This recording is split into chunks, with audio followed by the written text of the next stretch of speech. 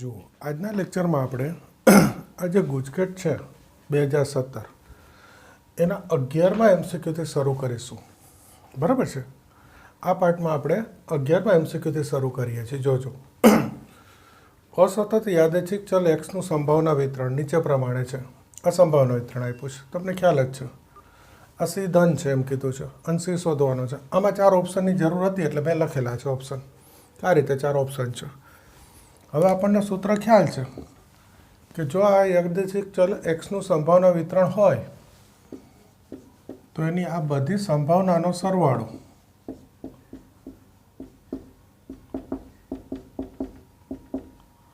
કેટલો થાય? 1. ઓકે, આ સૂત્ર આપણને ખબર છે. હવે જરા આને ગોઠવી દઉં. 4c ઘન ઓછા 13c² 7 ને 4 11c. આ એક ડાબી બાજુ ઓછા 1 ઓછા 1 ઓછા 2. આને અવયવ પાડવા છે. જુઓ અવયવ ઓછા 4c વર્ગ ઓછા 9c વર્ગ. ઘણી રીતે અવયવ પડે. મેં આના 2 ભાગ લખ્યા, ઓછા 4 ઓછા 9. એટલે આ બેમાંથી 4c વર્ગ કોમન, c ઓછા 1. આમાંથી ઓછા સામાન્ય 9c વર્ગ ઓછા 11c 2. તો આ 4c વર્ગ c ઓછા 1. આ 9 દુ 18. 18ના 2 ભાગ સરવાળો 11. 9 દુ 18.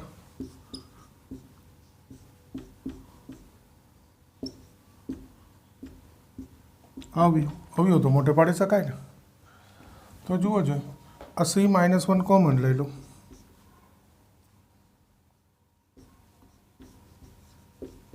આ 4c વર્ગ ઓછા ગુણ્યા 2 ઓછા 9c વત્તા 2. આ 4 દુ 8. 8ના 2 ભાગ સરવાળો 9. 8 1 8. ફરી અવયવ પડશે. જુઓ c -1.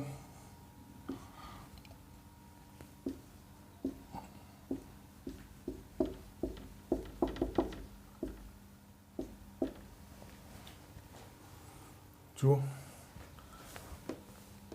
4c વર્ગ ઓછા 8 ઓછા 1 ઓછા 9 ઓછા ઓછા વત્તા 2 આવી ગયું.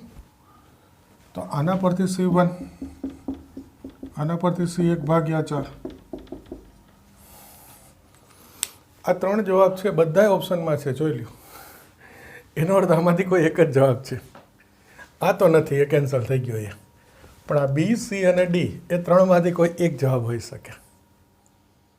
એટલે મેં ઓપ્શન લખેલા છે આ વખતે. ક્યાંક જરૂર પડે ઓપ્શનની. તો હવે શું કરીશું? હવે આ સીની કિંમત અહીંયા મૂકવાની 1. આ 1 મૂકું ને, જોજો P of 0 4 4 ગ્રેટર દેન 1. તમને યાદ છે કે સંભાવના હોય કોઈ પણ ઘટનાની તો હંમેશા 0 થી 1ની વચ્ચે હોય. આ 4 આવે છે, 0 થી 1ની વચ્ચે નથી, એટલે સી બરાબર 1 આન્સર નથી. બીજું P of આ 2 પહેલાં પૂર્ણાંક મૂકી દો. 2 મૂકો, અહીંયા એક જ જગ્યાએ જોવાની જરૂર છે. 4 2નો ઘન 8 32. ફરી આ ગ્રેટર ધેન 1, એટલે આ સી બરાબર 2 નથી. આપણને ખ્યાલ છે સંભાવના 0 થી 1ની વચ્ચે હોય. તો તેથી ત્રીજું જોયા વગર લખી નાખો, સી બરાબર 1/4. અત્યારે ઠીક છે, મારે લખવું પડે એટલે મેં લખીને દીધું. બાકી તમે તો અહીં જોઈ શકો ને મોઢે કે 1 મૂકો તો 4 આવે, નથી. 2 મૂકો તો 8 આવે, નથી. એટલે 1/4 આવશે. 1/4 મૂકો એટલે આ 1થી નાનું થઈ જાય. તો આન્સર અત્યારે આપણે આ ડી લખવાનો છે. ખ્યાલ આવે છે? સહેલું જ. એક સારો પોઈન્ટ એ આવશે પહેલો કે આના અવયવ. હવે જો અત્યારે મેં આ ઓછા 13ના 2 ભાગ લખ્યા, ઓછા 4 ઓછા 9. કદાચ આ કોઈના અવયવની રીત નથી આવડતી તો આપણે તમે ક્યાંક શીખી ગયા છો. મેં તો શીખવાડેલી જ છે અગાઉ ક્યાંક કે તમે આ રીતથી બી અવયવ પાડી શકો છો. યાદ છે ને? આ સી ઘન છે 4, એનો સહગુણક, આનો સહગુણક ઓછા 13, આ 11 અને આ ઓછા 2. આ 4 1 4 4, આ બેન સરવાળો ઓછા 9, આ 9 1 9 ઓછા 9, આ બેન સરવાળો 2, આ 2 1 2 0. તો એક અવયવ c -1 થઈ ગયો. બીજો અવયવ 4c વર્ગ ઓછા 9c વત્તા 2 અને બરાબર 0. એટલે અહીંયા 0 નહીં લખ્યા, આ 2 અવયવ થઈ ગયા. તો સીધું આ સ્ટેપ આવી જશે. તમે આ રીતથી અવયવ પાડશો રફમાં તો, અને પછી આના તો આવડે ને. પણ સરસ MCQ છે, બરાબર છે, કરી દેજો તૈયાર.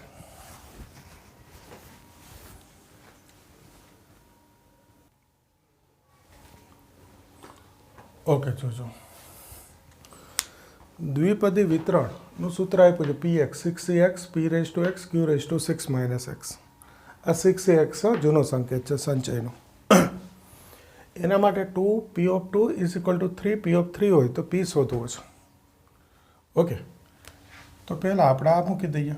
2p(2) = 3p(3). કિંમત મૂકીએ. અહીંયા સૂત્ર તો છે જ 6c2 x2 મૂકી દો p², 6 - 2 4 3 6c3 x3 મૂકું p3 6 - 3 એટલે 3 2. આનું સાદુરૂપ 6c2નું સૂત્ર 6 5 2 1. આ p² જશે એટલે p બચશે, આ q3 જશે એટલે અહીંયા q બચશે, આ q3. આનું સૂત્ર 6 5 4 છેદમાં 3 2 1. 6c3નું સૂત્ર મૂકી દીધું અને અહીંયા બચે છે p. ઓકે, તો જો આ 2 જશે, આ 3 જશે, આ 6 5 6 5 ગયા, આ 2 2 4. તો શું બચે પહેલાં લખી લો q2p. આપણે તો p શોધવો છે, તો આ q બરાબર તમને ખબર જ છે 1 - p. કોઈ ભૂલી ગયું હોય તો યાદ કરાવી દો કે ભાઈ p + q = 1 છે. આ દ્વિપદી વિતરણના સૂત્રમાં p + q બરાબર શું થાય? 1 થાય. તો 1 = 3p. તેથી અહીંયા જ લખી નાખો છો p = 1/3. આ થઈ ગયો જવાબ. બોલો, ખ્યાલ આવે છે? સરસ MCQ કરી દો.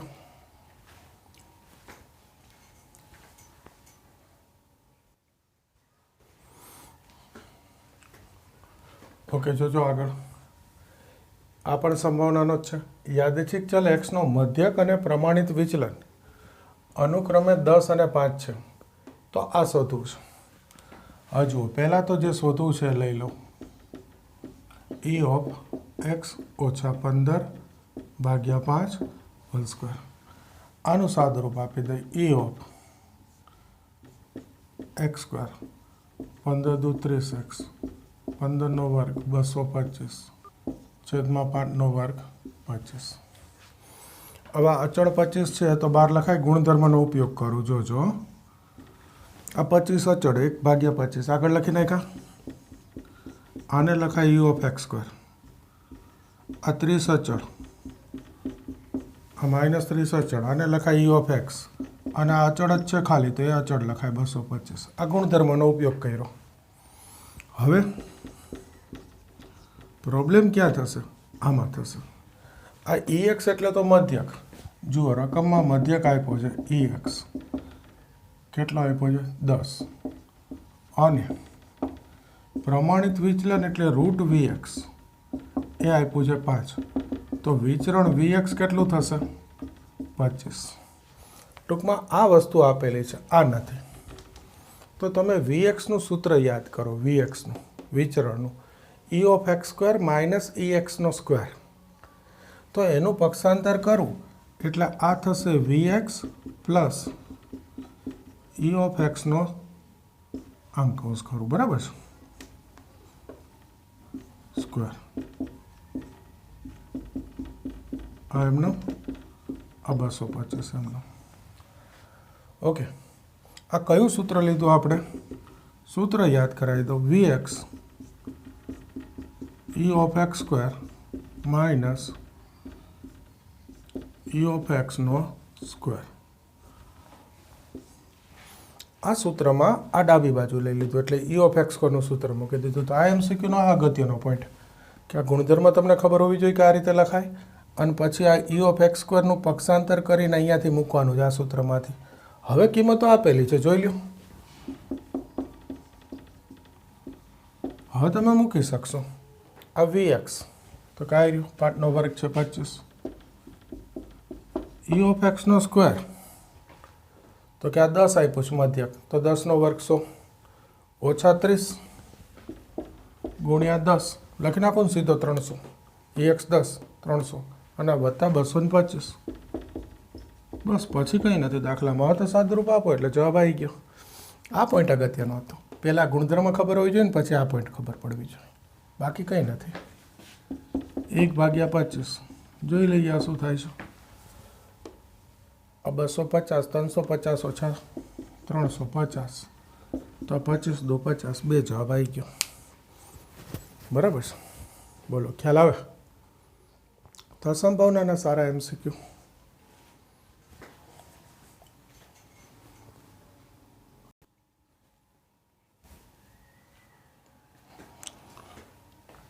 જુઓ 14મો. રકમ બહુ મોટી છે. MCQ સાવ સહેલો. સીમિત શક્ય ઉકેલ પ્રદેશના શિરોબિંદુઓ આ આપેલા છે. હેતુલક્ષી વિધેય z બરાબર px વત્તા qy, p અને q ધન છે, ની મહત્તમ કિંમત આ બે બિંદુ ઉપર મળે છે, તો p અને q વચ્ચેનો સંબંધ જોઈએ છે. તો આ સાવ સહેલો MCQ. તમને ખબર છે કે મહત્તમ કિંમત આ બે જગ્યાએ મળે. તો આ હેતુલક્ષી વિધેય છે z px વત્તા qy. એમાં એકવાર 25 20 લઉં, આ લઉં છું તો x 25 y 20 મૂકી દેવાના. તમને ખ્યાલ જ છે. બીજી વાર લઉં છું 0 30 તો x 0 y 30 મૂક્યું એટલે 30q. આ બંને આગળ મહત્તમ કિંમત મળે એટલે આ 25p વત્તા 20q બરાબર 30q. આ બે સરખા છે, ટૂંકમાં આ બંને મહત્તમ કિંમત છે, સરખાઈ દેવાના. તો 25p 30 ઓછા 20 10q. 5થી ભાગી દઉં તો 5 5 25 5 દુ 10. આ આવી ગયો જવાબ. p અને q વચ્ચેનો સંબંધ એક ઓપ્શન હોય 5p બરાબર 2q. તો જુઓ રકમ બહુ મોટી છે. આ MCQ છે સાવ સહેલો.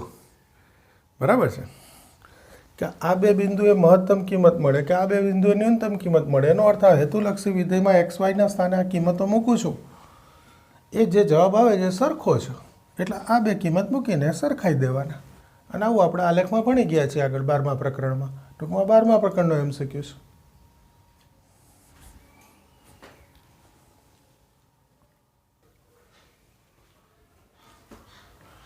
હવે જુઓ 15મો. આ એક સરસ MCQ. છઠ્ઠા પ્રકરણની રીત છે વિકલિતના ઉપયોગ.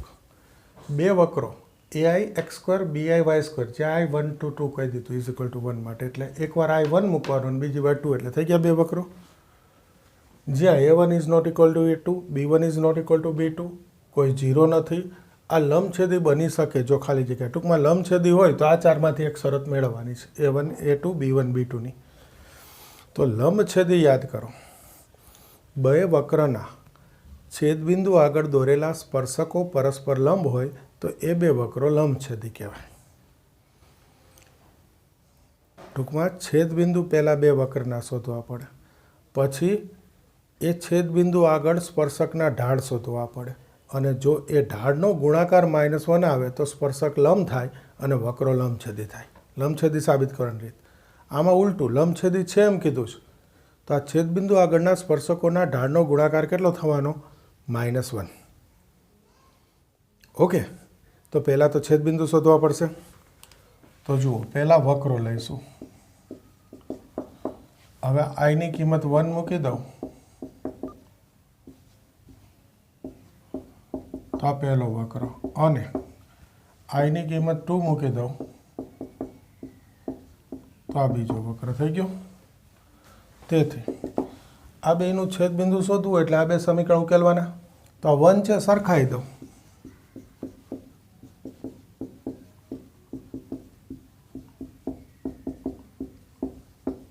સરખાઈ દીધો. હવે આ ડાબી બાજુ લઈ લો. તો કે એક સામે જવા દો ને એક આ બાજુ લઈ લો, એવું કરું. આ બાજુ લઈ લો.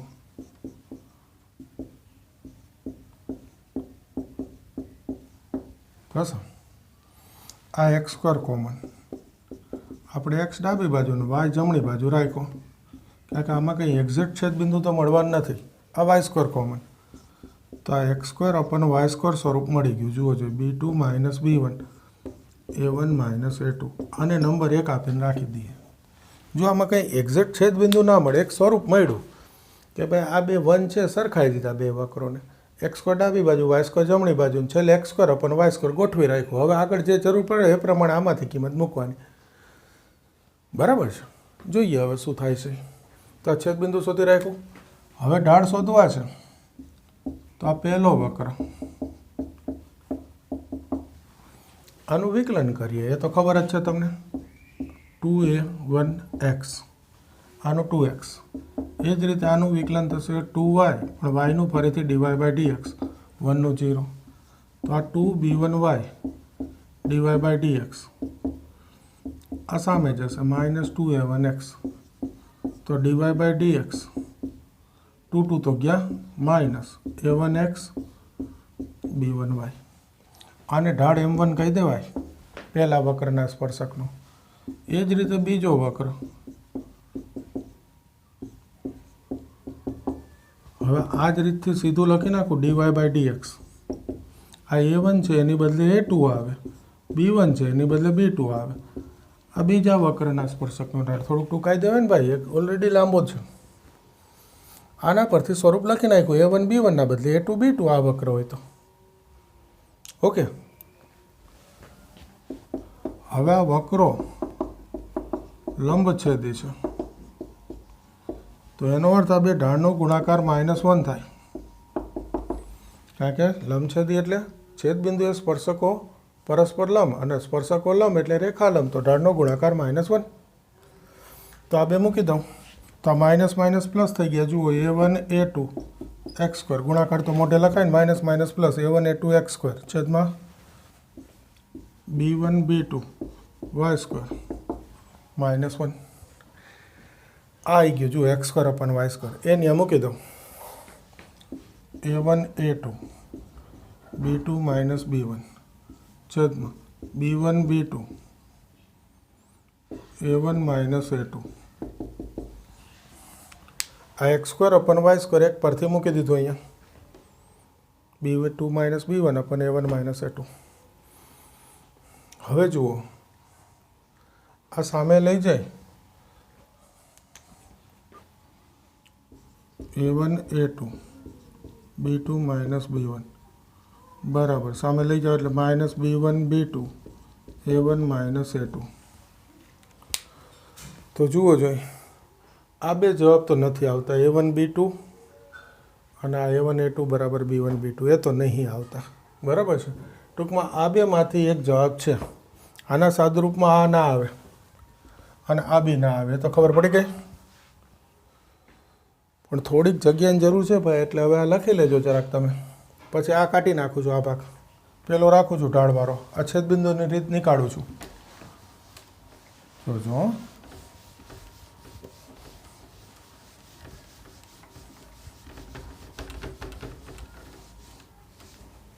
તો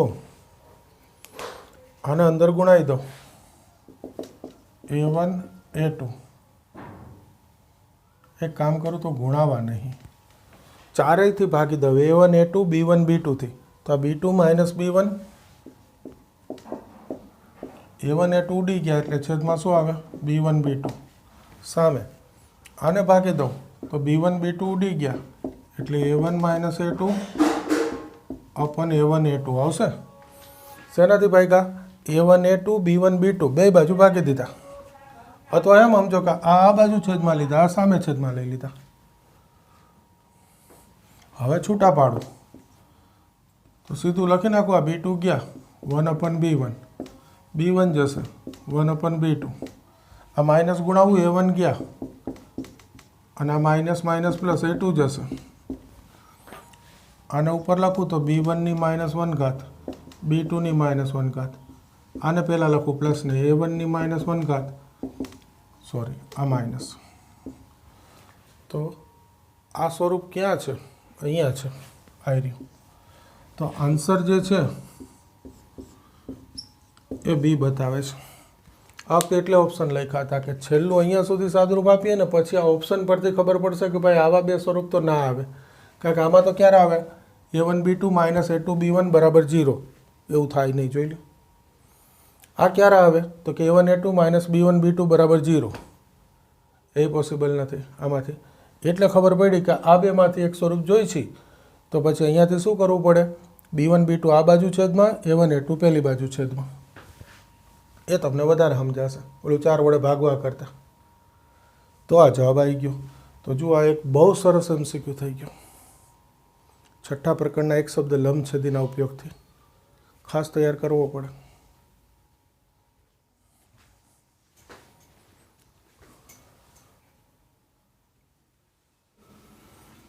હવે જુઓ 16મો. આમાં પણ એવું છે, રકમ મોટી છે, MCQ થોડો સહેલો છે. એક્સ અને વાય એ બે ચોરસની ક્રમિક બાજુના માપ છે. ટૂંકમાં પહેલા ચોરસની બાજુનું માપ એક્સ, બીજાની બાજુનું માપ વાય, અને વાય બરાબર એક્સ પ્લસ એક્સ સ્ક્વેર આપેલું છે. તો બીજા ચોરસના ક્ષેત્રફળનો પ્રથમ ચોરસના ક્ષેત્રફળને સાપેક્ષ વૃદ્ધિ દર જોઈએ છે. તો જુઓ, પ્રથમ ચોરસનું ક્ષેત્રફળ A1 એટલે એની બાજુના માપનો વર્ગ, અને બીજા ચોરસનું ક્ષેત્રફળ A2 એટલે એની બાજુના માપનો વર્ગ.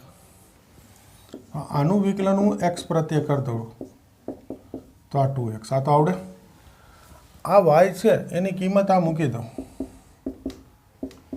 X plus x સ્ક્વેરનો square. તો આનું પણ એક સ્વરૂપમાં રૂપાંતર થઈ ગયું. હજુ આનું વિસ્તરણ કરી દઉં, જો કે વિકલન કરી નાખું સીધું તો ચાલશે, ના ફરી વિકલન કરવું પડે, એના કરતાં વિસ્તરણ કરી દઉં. એક્સ સ્ક્વેર 2x ઘન એક્સની 4 ઘાત થાય, બધું પણ સહેલું આ દેખાશે. હવે વિકલન કરીએ. આનું એક્સને સાપેક્ષ વિકલન કરું તો આ 2x, આ 3 દુ 6x વર્ગ, અને આ 4x ઘન. ઓકે, આમાંથી 2x કોમન નીકળે છે, જોઈ લો. તો આ 1, આ 3x, અને આ 2 લઉં એટલે 2x સ્ક્વેર. ઓકે, હવે રકમ એવું કીધું છે કે બીજાના ક્ષેત્રફળનું પહેલાના ક્ષેત્રફળને સાપેક્ષ વૃદ્ધિ દર. એટલે વૃદ્ધિ દર જેને યાદ છે ને ખબર છે કે બીજાના ક્ષેત્રફળનું પહેલાના ક્ષેત્રફળને સાપેક્ષ વિકલન કરવું પડે. બીજા ચોરસના ક્ષેત્રફળનું પ્રથમ ચોરસના ક્ષેત્રફળને સાપેક્ષ વિકલન કરું તો એને સાપેક્ષ વૃદ્ધિ દર આવે. તો આ તો પ્રચલની રીત થઈ ગઈ. આ A2 નું વિકલન ભાગ્યા A1 નું વિકલન, તો આ 2x ગયા,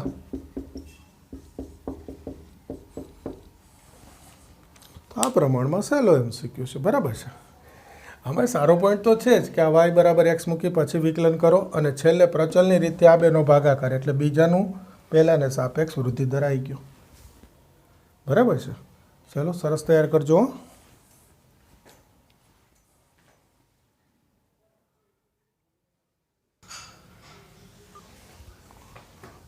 ઓકે, જોજો, આ ઘનમૂળ -0.99 નું આસન મૂલ્ય જોઈએ છે. તો તમને ખબર છે કે વિધેય બનાવીએ કે આને x કહી દો, આ ઘનમૂળ છે તો એને 1/3 ઘાત લખી શકાય. તો હવે એનું વિકલન કરી દો f'(x). આ ઘાત ગુણાકારમાં લઈ એક ઘાત ઘટાડી દે, 1/3 -1 એટલે -2/3. તો પછી આ જે છે એને છેદમાં લખીએ તો ઘાત ધન થઈ જાય. બરાબર છે, થઈ જશે આટલું. હવે આ કિંમત લખું -0.99, તો કે -1 + 0.01. જુઓ જોઈ, આમાંથી આ બાદ કરો એટલે 99 આવી ગયા માઇનસ. તો આ થઈ ગયો x -1, અને આ થઈ છે Δx 0.01. આસન મૂલ્યની રીત યાદ કરો કે આ અહીંયા x મૂકવું એટલે વિધેયનું સ્વરૂપ આવે, એનું વિકલન કરવાનું. પછી આ કિંમત છે એને આ રકમને ધ્યાનમાં રાખીને તમે જવાબ મોઢે આપી શકો.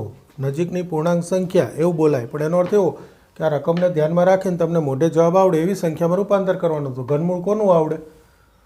0.99 ની બાજુમાં 1 હોય, 1 નું ઘનમૂળ 1 થાય, એટલે આને -1 લખાય, એ x થાય, અને આ બાજુમાં આવ્યું એ Δx થાય.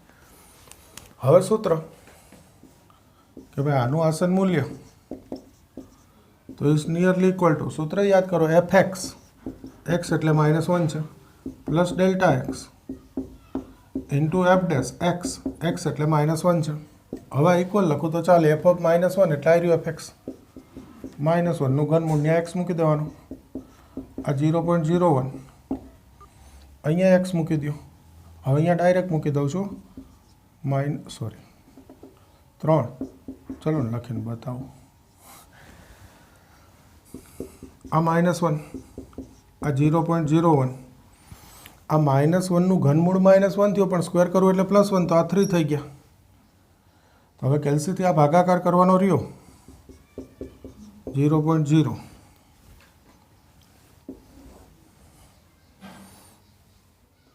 આ 10 3 તેરી 9 આવો આવશે ભાગાકાર ચલો આ એમસીક્યુમાં ઓપ્શન જોઈએ ભાઈ કેવો જવાબ લખ્યો છે કેટલા જવાબ સુધી પોઈન્ટ પછી 4 આંકડા સુધી છે જવાબ તો આપણે પોઈન્ટ પછી 4 આંકડા લખું તન જ આવે ભાગાકારમાં તો આ બાદ બાકી -0 પોઈન્ટ આ કાઢી નાખું આ 9 ઓછા 3 6 અને આ 10 ઓછા 3 7 જોઈ લઈએ આ જવાબ છે કે નહીં માઇનસ આ છે ભાઈ સી ઓપ્શનમાં છે શું કામ મેં પેપર લીધું આ પેપર છે ભાઈ કે એના ઓપ્શનમાં પોઈન્ટ પછી આમાં કેટલા આંકડા લખવા પોઈન્ટ પછી એ ક્યાંથી ખબર પડે ઓપ્શનમાંથી 0.4માં જવાબ છે -0 પોઈન્ટ જવાબ આવે તો નક્કી થઈ ગયો અહીંયાથી 4 આંકડામાં જવાબ છે એટલે મેં આ 4 લખ્યા પોઈન્ટ પછી 4 આંકડા તો આ એક સહેલો એમસીક્યુ આવી ગયો આસન મૂલ્યનો હવે જો જે 18મો બી કદાચ સહેલો છે તો જોડે લઈ લઉં છું નાની જ રકમ છે રકમ તો નાની દેખાય છે બસ આ શોધવું છે આવું છે કેટલી કાચ છે 10 કાચ છે ભાઈ 8 નહીં જો હમણાં ભૂલાઈ જાત રકમમાંથી જ આ x² કોમન તો વર્ગમૂળની બહાર x આવશે આમાંથી 2 ઘાત બાદ કરી દો તો 8 ઘાત ઓછા 1 2 ઘાત કોમન લીધી વર્ગમૂળની બહાર આવે એટલે એનું વર્ગમૂળ લખવાનું એટલે x થઈ ગયો 2 ઘાત બાદ કરી દો એટલે 8 ઘાત હવે આ કોનો સ્ક્વેર વિચારવાનું તો એટલું તો મોઢા આવડે ને ભાઈ 4 ઘાતનો વર્ગ છે 8 ઘાત એટલે તો અહીંયા x ની 4 ઘાત હોય તો આ x ની 4 ઘાત જોઈએ તો એના માટે ઉપર નીચે x ઘન ગુણાઈ દો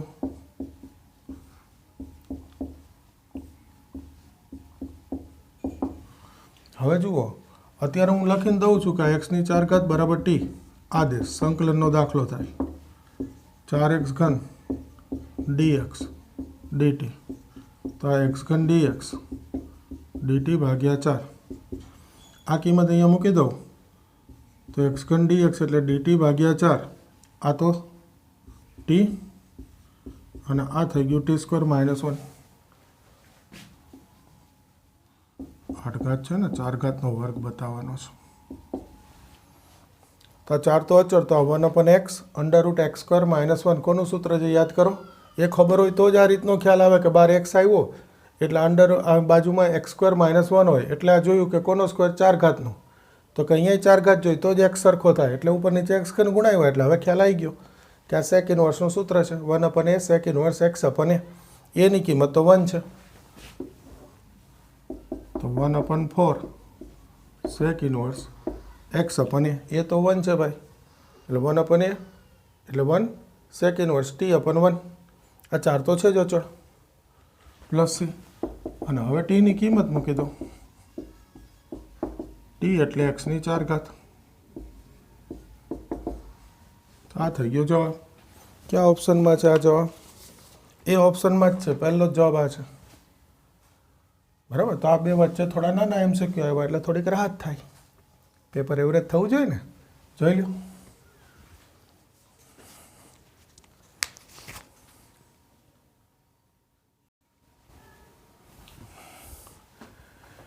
જુઓ 19 નંબર સંકલનનો એમસીક્યુ છે આ 4 ઓપ્શન લખ્યા છે કારણ કહું શું કામ લખ્યા છે હવે જુઓ પહેલાં તો આ રકમને હું આ લખી શકું સંકલન છે એટલે e⁻sin x છે આનું થોડુંક સાદું રૂપ લખું છું ભાઈ cos x સામાન્ય લો એટલે આ cos x નીકળી ગયો આ sec એટલે 1/cos આ tan એટલે sin/cos ઓકે હવે આ cos સામાન્ય લીધા તો અહીંયા તો હતો એટલે cos નીકળી ગયો x બચે પણ અહીંયા અંશમાં cos જ નથી અંશ સામાન્ય લઉં તો એનાથી ભાગવું પડે એટલે આ cos થી ભાગી દીધા આ બે તો ખાલી આ બતાવ્યા છે ઓકે, જોજો હો. હવે હું હજુ એક સ્ટેપ લખી દઉં. ચલો ને, આ કોસ એક્સ મારે સાઇન એક્સ બરાબર ટી આદેશ લેવો છે, એટલે આ તો સાઇન એક્સ છે, બરાબર છે. આ કોસ સ્ક્વેર, તમને સીધું કોસ ઘન નહીં આવડે. જો આ કોસ ઘન દેખાય તો કોસ એટલે 1 માઇનસ સાઇન સ્ક્વેર, એની 1/2 ઘાત. અને આ 1, 2 ને 3 ઘન છે તો ઘાતની ઘાતનો ગુણાકાર. ચલો ને એમને બતાવો અત્યારે, પછીના સ્ટેપમાં બતાવી દઈશ. બોલો, હવે તો ખબર પડે ને. આ કોસ ક્યુબ અને કોસ એટલે 1 માઇનસ સાઇન સ્ક્વેર, એનું વર્ગમૂળ મૂકી દીધું 1/2. હવે હું સાઇન એક્સ બરાબર ટી આદેશ લઈશ, એટલે એનું વિકલન કરું તો કોસ એક્સ ડીએક્સ ડીટી. એટલે જ મેં આ કોસ સામાન્ય લીધા હતા, કારણ કે અહીંયા ઈ રેઝ ટુ સાઇન જોયું એટલે સાઇન બરાબર ટી આદેશ દેખાતો હતો, એટલે પછી કોસની તો જરૂર પડે જ, એટલે આ કોસ સામાન્ય લીધા છે. અને બીજું, સાઇનનો આદેશ હોય એટલે અહીંયા જે કોસ હોય એને મારે સાઇનમાં ફેરવવા પડે, તો જ હું કિંમત મૂકી શકું. હવે આ કિંમતો મૂકી દઉં. જુઓ, આ ઈ રેઝ ટુ ટી, આ કોસ એક્સ ડીએક્સ એટલે તો ડીટી મૂકી દઈશ. તો આ એક્સ એટલે શું થાય? સાઇન એક્સ બરાબર ટી. તો હવે તમને ખબર છે એક્સ એટલે sign inverse T minus x એટલે ટી, સોરી સાઇન એક્સ એટલે ટી. આ સાઇન એક્સ એટલે ટી તો 1 માઇનસ ટી સ્ક્વેર ને આ ઘાતની ઘાતનો ગુણાકાર, એની 3/2 ઘાત. અને આ ડીએક્સ કોસ એક્સ એટલે ડીટી મૂકી દીધું. હવે સૂત્રનું સ્વરૂપ યાદ કરો. નહીં, અહીંયા નહીં કરવી લીટી. ઈ રેઝ ટુ એક્સ, તો આપણું સૂત્ર હતું કે f x plus f dash x. E raise to x કૌંસમાં f x plus f dash x હોય તો જવાબ e raise to x into f x મુકાય. તો જો આ એફ એક્સ હોય સાઇન ઇન્વર્સ ટી, તો એનું વિકલન શું જરૂર પડે? 1/√1 માઇનસ ટી સ્ક્વેર થાય એનું વિકલન. આ સાઇન ઇન્વર્સ ટી અલગ અલગ કરશો ને તો બહુ મોટો પડશે. આ જ રીત કરશો ને તો નાનો થશે, ઓલરેડી મોટો છે. બીજી રીત થાય પણ એ હજી આનાથી મોટી થાય. તો જુઓ, આ સાઇન ઇન્વર્સ ટી એનું વિકલન 1/√1 માઇનસ ટી સ્ક્વેર. એ ઉમેરા તો અહીંયા આગળ બાદ કરી દઉં. આવું મેં આગળ સંકલનના MCQ કરાવ્યા ને એ લેક્ચરોમાં જ શીખવાડેલું છે કે આ વિધેય એનું વિકલન એ ઉમેરું તો આગળ બાદ કરી દેવાનું, એ વિધેયમાં આવે પાછું. આનું વિકલન શું થાય જોઈ લ્યો તમે, કંઈ ચિંતા કર્યા વગર જુઓ ને.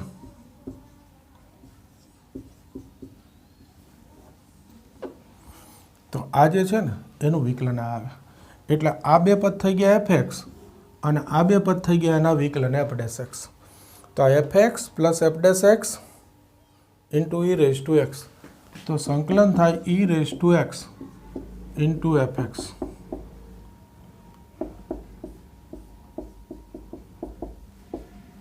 પ્લસ. હવે કોઈને શંકા થાય કે સર આનું વિકલન આ થાય, તો હવે એટલું તો વિકલન આવડે ને, જોઈ લેજો કરીને. આનું વિકલન આ થાય જ.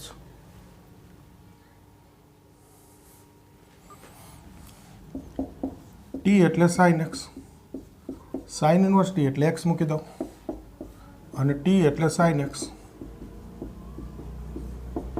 હવે સીધું મૂકી દઉં છું ભાઈ, મૂકી દઉં સીધું. આ 1 માઇનસ સાઇન સ્ક્વેર એટલે કોસ સ્ક્વેર, એનું વર્ગમૂળ કોસ, અને 1/cos એટલે સેક.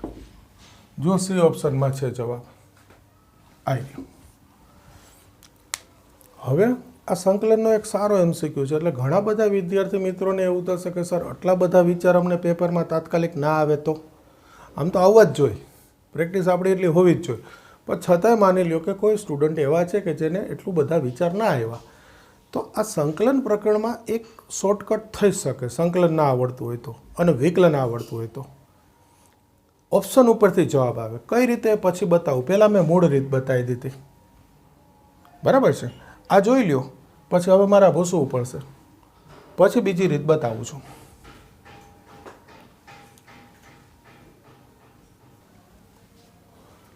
હવે જુઓ, આનો બીજો ઉપાય શું, તો કે આ ઓપ્શન હોય ને, જુઓ મેં પહેલાં એ ઓપ્શન લીધો, એનું વિકલન કરી દેવાનું. આવડે ને વિકલન, પહેલું બીજાનું વિકલન એક્સનું 1 સેકનું સેક એક્સ tan એક્સ. જુઓ જો રકમ આવી, ના આવી. આ જવાબ નથી. બી ઓપ્શન લીધો.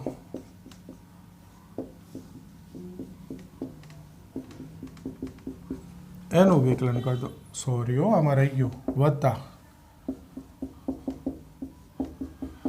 જો મેં ઉતાવળ કરી. બીજું પહેલાનું વિકલન. હવે સાદુરૂપ અહીંયા જ આપી દઉં છું. e raise to sine x common 1 plus sec 10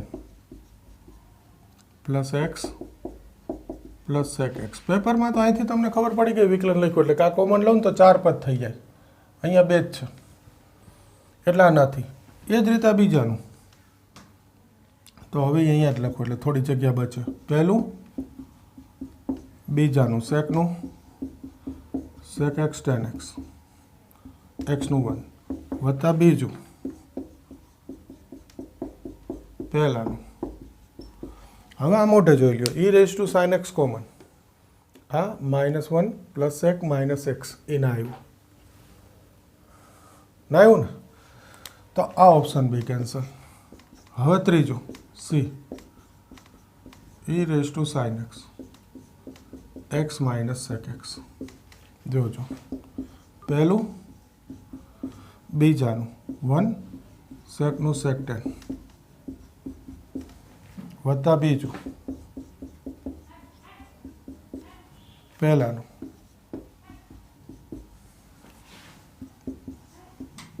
આ કોમન.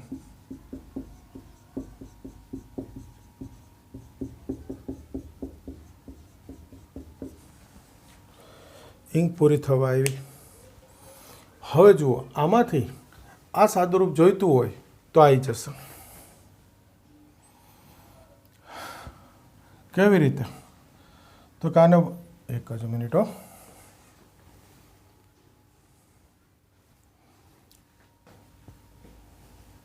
એક્સ કોસ એક્સ હોય છે ને, જો આને 1 કોસ કરશો ને એટલે આવી ગયું. આને 1 કોસ કરજો એટલે આવી જશે. ફરી વારો x sec x x minus 1 minus sec 10 x minus sec common. E raise જો અહીંયા વિકલનમાં ભૂલ છે. ઈ રેઝ ટુ સાઇન એક્સનું e raise to sine x, sine એક્સનું કોસ એક્સ. અહીંયા બધે આવશે કોસ એક્સ અને અહીંયા આવશે કોસ એક્સ. હવે થોડુંક સાદુરૂપ તમે આપજો.